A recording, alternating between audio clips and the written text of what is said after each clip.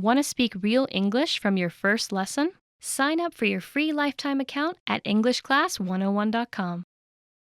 Today's video is on words Americans overuse. I haven't seen these words yet, but apparently it's going to be a series of words that we as Americans, I'm American, we overuse. We use too often. So let's start. The first word is definitely. Definitely is definitely a word that Americans overuse. We use it to put emphasis at the end of a phrase, to put emphasis at the end of a sentence, as in, oh, that party last week was so great. Yeah, definitely. Or to agree with somebody like that. Oh, God, literally. Oh, just in the last few days, I've seen the word literally so many times on the internet and used in just such stupid ways. The word literally means actually or truly something. This is literally the best hamburger I've ever eaten. So literally meaning truly or actually would mean that in that person's entire life, that is the best hamburger they've ever eaten. However, it gets misused a lot in sentences, like George Bush was literally supporting the war in Iraq or something like that. Taking a phrase like that literally would have to mean that, the former president would be, physically supporting a war with his body. Onward? Onward. Hilarious. Hilarious is the next word. I like to use the word hilarious when something is actually funny. Hilarious, of course, means something that is really funny, super funny. It's a step above funny, maybe 2 steps, 3 steps, I don't know. However, people like to use this word in place of laughter. So, for example, friends are talking, and instead of just laughing, the friend will say, "That's hilarious." Well, if it's so hilarious, just laugh. Oh, this must be the last one, because this is the worst one. This word is like. I've probably said it several times already today. For the purposes of this video, the word like is used as a filler word. So it's the same as something such as or for example. We use like as a filler word when we're trying to think of something. It's not uncommon to hear the word repeated like 3, 4, 5 times in a row when someone is thinking. They'll say, "Oh, you know that party that I went to? Do you know who was there?" It just invades your speech sometimes when you're trying to think of something and no other filler words come out, but the word like does. This wasn't the last word. There is another one. Seriously. Seriously is used. Oh, it's good for anytime you receive bad news. Well, not from your boss. It's a really casual word. But if you hear something like your friend lost their job, and you can sympathize with them or maybe empathize with them by saying, "Seriously? Oh, that's too bad." Or, "Oh, tell me, like, all your problems." Oh my God, I just used like. Oh God. Oh, I hate myself. Is that the end? It's the end! All right, well, I hope you enjoyed learning about a few words that Americans overuse. I'm sure that there are more words that Americans overuse, but perhaps you'll find those out on your own. Thanks very much for watching, and we'll see you again next time. Bye-bye. Hi, everybody. Welcome back. I'm joined today again in the studio by Michael. Hey, everybody. And today we're going to be talking about our favorite English that we use without even thinking about it. So these are things that we just say. We say just so often, and they come really, really naturally to us. So that might be kind of helpful for you to hear about some of the things that we like to say. So I guess I'll start us off for this one. Go ahead. The first one that I've picked, I think I picked really simple phrases this time around. The first one that I've chosen is the phrase, "I know." I know. I like to use this to agree with my friends a lot. So if my friend gives me some kind of interesting information, I go, "I know," or "I know," or something just to show that I'm listening to them and that I agree. It doesn't necessarily mean that I'm already, I don't know, like I've learned the information or something like that. It's an agreement phrase that I like to use with my friends. Is this something that, yeah? Yeah. That's funny you said that, because before you explained like the tone and gave an example of how you say it, I thought of it on the opposite side. To me, it sounded like a kid who's just like, "I know, Mom." Giving them like, "You need to do this and this and this." I know. I'm trying to think. Demin. I mean, these are gender roles. You can say whatever you want, but I'm trying to think. I know. Yeah. I don't know if I've ever said it like Oh, that. really? I'm sorry. Oh, maybe it is a gender thing. Maybe it's more common among women than it is among men. But I feel like maybe it's just in a movie, or maybe it's because of where I'm from, that people will say, like, if you watch the last video, for example, dude, I know, that kind of thing. Yeah. Yeah, but your point about kids saying that is so funny. Like when you get in trouble, I know, saying it like that, it has a different meaning. It's another exercise in intonation, maybe, this word, I know, or this phrase rather. Okay, cool. So there's one. What's your first one? So my first word is not really a word. It's spelled a couple different ways, is psh. Psh. So this is something I didn't realize that I do a lot or say a lot or whatever, but it's it's a sound that English speakers make that shows disapproval. So I don't know. Like, okay, for example, the kid who's talking to a parent, and then the parent says, you need to do your homework. I know. But no, seriously, you need to get into a good Psh, mom, whatever. Yeah. Maybe the same as like whatever. Psh. Yeah, psh is good. There are a lot of variations on psh. Whenever you don't want to hear what the other person is saying, you can use psh. Or I see another one that I like to use, PFFFFT. That one's harder to say, though. It's not so natural, but I think psh is good. Any sort of p kind of sound, or nah, just any sort of just nonsensical phrase said like that means I don't want to listen to what you're saying. Yeah, that's a great one. That's a great one. I use that all the time too. Oh, I wish I didn't use it as much as I did, but Oh, I suppose so. I see what you mean. Okay. All right. Well, onward, I guess. My next word is anyway. Anyway, I like to use to transition between two things, to transition between ideas. I also like to use it when I've been talking for way too long and I need to make an exit from the conversation. Usually I use anyway with kind of a ... at the end, like anyway. And I don't finish saying anything after that. It's just sort of a little sidle out of the conversation. Yeah. Anyway. So I use this word a lot, actually. I'm glad you said that. Actually, some of my students asked me, they said, what are some good words that connect two ideas or something like that, like a beginning, like first, second, these kinds of words.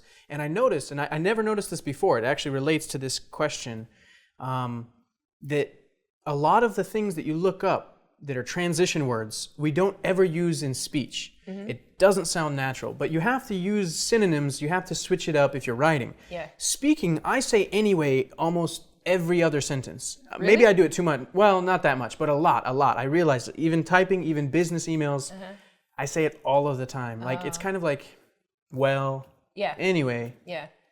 Maybe because I go on tangents a lot. So for me, I use it not as much as the anyway, ... I usually do the anyway, back to what I was saying, blah, blah, blah, blah, blah. Yeah. So. Yeah, that's a good point about it being used for transitions. So a lot of my students are the same way. They'll pick like a really, really formal, almost businessy term to use to transition in their speech, and it doesn't really sound so natural. But something like anyway, or like you said, well, or so, is much better to use in conversation, I think. Cool. Okay. Anyway. Seriously. So seriously, this is another one. Always the intonation. This is our thing is intonation, I guess. But seriously can be said in a lot of different ways. For me, maybe the most common is the same as when you say really. Just kind of like seriously. Like, did that actually happen? No way. Really? Yeah. Anytime you go up like that, it's a rhetorical question. You don't actually want an answer. Just like wow. Same thing as wow.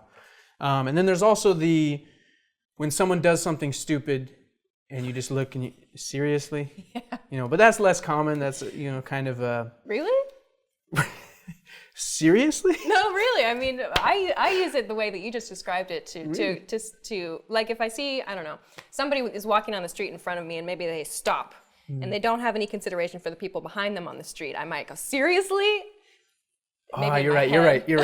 Whenever, like, is this really happening? Did you just make this decision? So maybe I use it when I'm talking to myself more.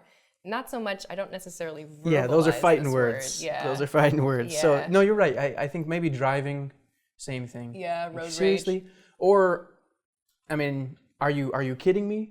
Well, I don't want to say the bad version of it, but this is what I'm thinking when I'm driving. Like, are you kidding me? Seriously? You're right. But it's usually to yourself, because otherwise it's pretty aggressive. That's true, yeah. So don't say it to the other person. But yeah, you're right in terms of when you're talking to your friends and you want to ask, did that really happen to you? Seriously? Yeah, it's super useful. Okay. Is it my turn again? Okay, last one for me. My last one is one I use all the time in a number of situations. I've chosen I don't know. This is great for, of course, when you don't know the answer to something. But I think when you don't know the answer to something like a math question or whatever, it's better to say I don't know. But when you use the contracted dunno form of don't know, it just shows kind of that it's not a serious issue. It's not something you're overly concerned with. You're just, I don't know. I don't have an answer. I don't have an idea. It's kind of like saying, what do you think? Or just, this is all I've got, So I don't know. Do you use this? That's how I use it. No, that's a really good one. The same thing as anyway. I type this a lot. I say IDK, which is the acronym for it. I would never say IDK out loud. Don't say IDK. That sounds kind of stupid. I'm sorry, in my opinion. But you say I don't know. I don't know. I say that all the time because I think it's just a nice way to be humble, really. Because maybe you do know or you think you know, but it's a nice way to be like, I'm not sure, what do you think? It's a nice, it tones down your tone. You don't sound as authoritative, as aggressive. You say, I don't know, do you want to eat Chinese food tonight? Yeah. I don't know, we can eat whatever you want. What do you think? Yeah, it's like a really nice softener like that. If you want to introduce, like an offer, if you have an idea about something, but you're not sure how the other person feels, you can just say, I don't know, what do you want to do? I don't know, what do you want to do? But that's usually the thing that they say, I don't know, what do you want to do? I don't know, what do you want to do? Okay, just make a decision. We're going to go to YouTube and we're going to watch some videos at EnglishClass101.com. Wow, nice. Okay, anyway. Okay, so that's some English that we use without thinking about it all the time. I think that they're pretty useful phrases and they're a little bit fun too. If you have some English that you like to use from time to time or that you just find comes out of your mouth without thinking about it, please leave us a comment and let us know what it is. And yeah, so also this is a tough one because if you use it without thinking about it, it's hard for us to realize what those words are. So if there are any words you hear English people say and you're curious, also leave that in a comment any way you can. And anyway, I think that's about all we have. Anything else? I think that's all. So give them a try and we will see you again next time when we have more fun stuff to talk about. Thank you. Bye. Rolling. Okay. Hi, welcome back to Weekly Words. I'm Alicia, and today we're going to talk about phrases that aren't cool anymore. Woohoo! I probably say a whole lot of these phrases, so I'm about to embarrass myself. The first phrase is sweet. Oh, sweet's not cool anymore. Sweet means cool. Sweet means something that's good. You might say, oh man, that skateboard trick you just did was sweet. Groovy. I still say groovy. Groovy means cool, groovy means good. It was used in the 70s when, funky, groovy music was popular in a sentence like, oh, hey, those are some groovy moves on the dance floor. I don't know if we can use that. Going steady. Going steady is kind of an old-fashioned phrase as well. Going steady just means you're dating, someone who is dating someone else. Like me and Trisha are going steady. Well, it just means you're dating, you're a couple. Not, this word is actually what the entire holiday of April Fool's Day is based around. That's a lie. Particularly, I would say for junior high school students, this phrase is very popular. They might say something like, hey, Steve thinks you're cute. Not. So in other words, it's often used as an insult. Duh. Oh, duh. Duh. Duh is used when someone says something really stupid or something really obvious. So if you say something like, oh, hey, it's raining, the other person who can also maybe look out the window you're both sitting in front of might say, duh, because you've just indicated something very, very obvious. You can also use duh to make fun of yourself when you do or say something really stupid. As soon as you realize this, you can go, oh, duh, yeah, I'm learning today that I'm not cool.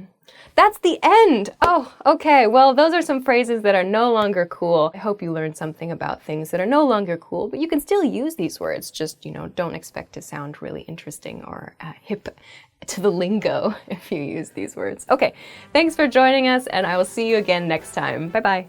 Want more English videos like this? Subscribe to our channel. Hi everybody, welcome back to Weekly Words. I'm Alicia, and this week we are going to talk about internet lingo. Internet lingo is a fun topic.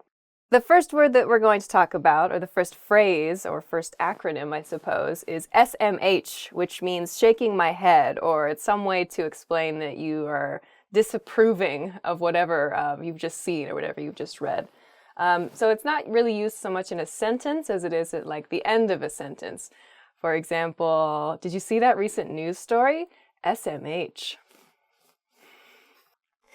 The next word is BTW. This also notes that people will say BT dubs, where dubs is sort of a casual short version of W. This means by the way.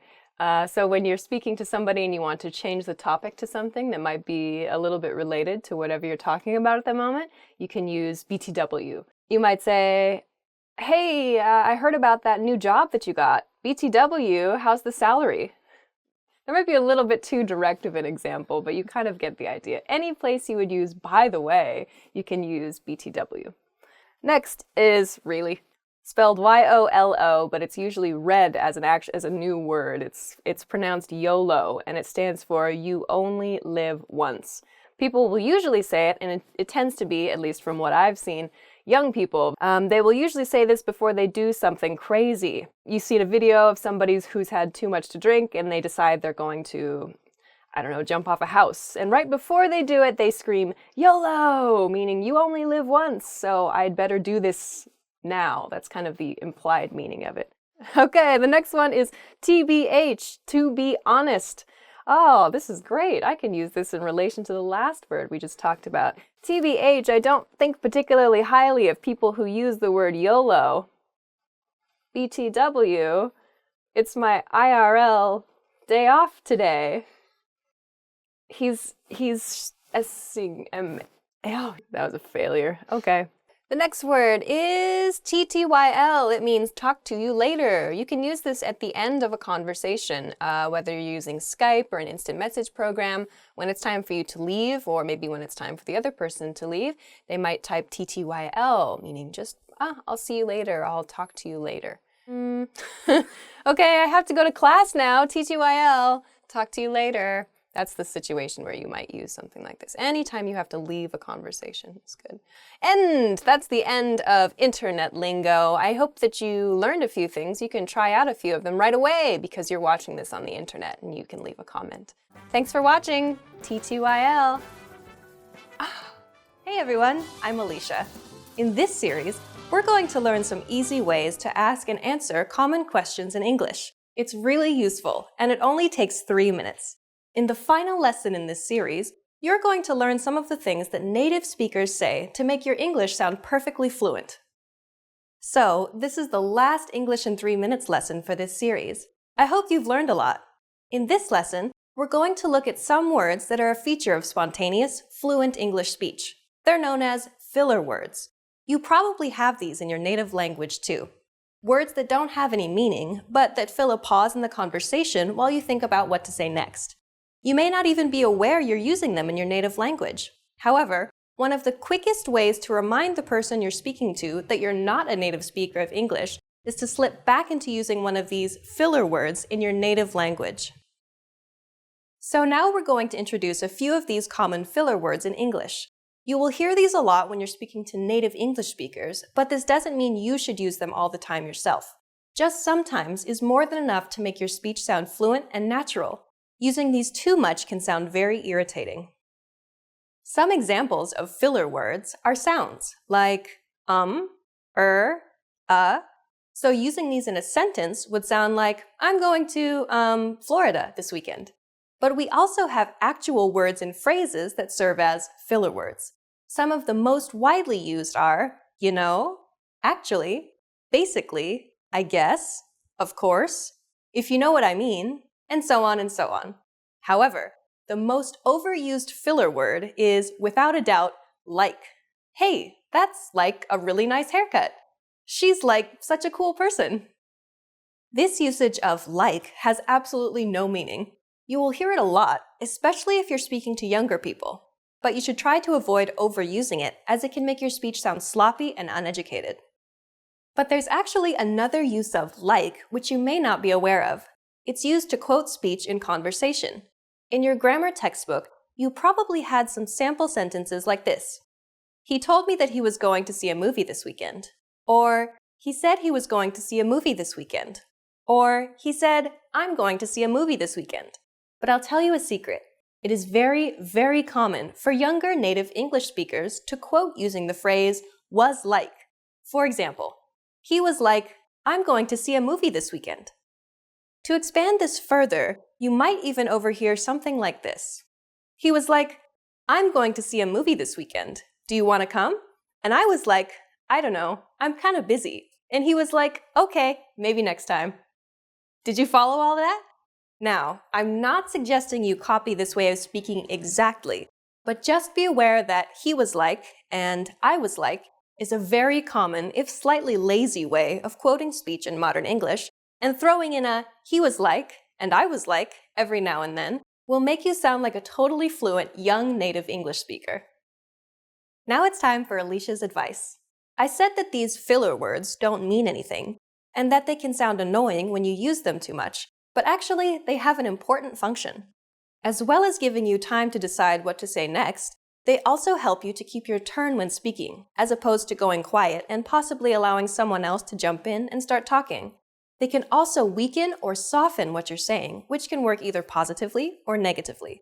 If you're saying something important that you want people to take seriously, you should try to avoid using fillers. But if you're telling someone something difficult, or if you're expressing some strong feeling, it might be good to add in a like or you know. For example, I'm worried about you sounds very serious and heavy, while I'm, worried about you sounds much gentler and less heavy. On the other hand, adding a at the end of a sentence can actually underline and strengthen what you're saying, as in, I'm worried about you, And that's it! You've learned a lot of natural English in the last 25 lessons, but that doesn't mean you're done learning. For more English resources, tips, lessons, and tools, visit EnglishClass101.com. I'll see you later!